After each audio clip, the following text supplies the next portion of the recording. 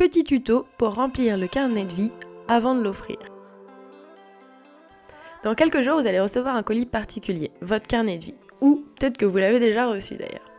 Que vous offriez ce cadeau à un proche ou à vous-même, voici une petite vidéo pour vous expliquer comment le remplir. Regardez donc cette vidéo de 3 minutes et vous aurez tout compris.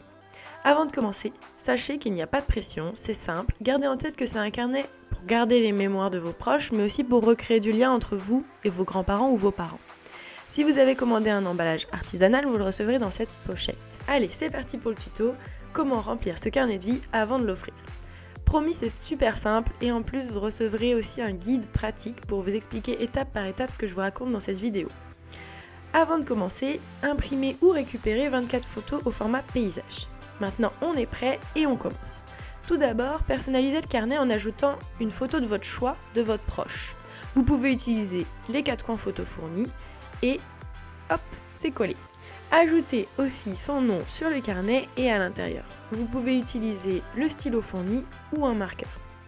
Ensuite, on passe aux choses sérieuses. En famille, à vous de remplir quelques pages du carnet. L'objectif est de recréer du lien, je vous le rappelle, et de leur offrir un vrai cadeau avec des expériences à vous aussi.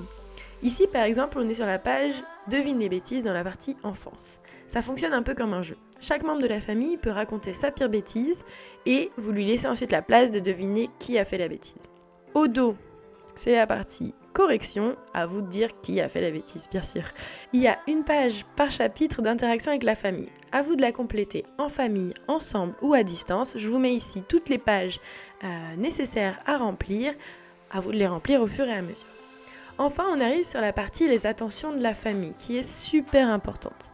Ici, chaque membre de la famille peut lui écrire un mot. Pour ma mamie, ça a été une partie qui l'a beaucoup touchée. Elle nous a même rappelé après pour nous dire qu'elle avait adoré voir nos petits mots écrits sur son carnet à la main.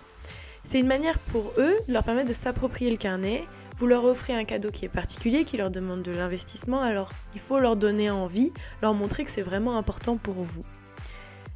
N'hésitez pas à leur dire ce qui représente pour vous, des moments que vous avez passés ensemble, quand vous avez des bons souvenirs avec eux.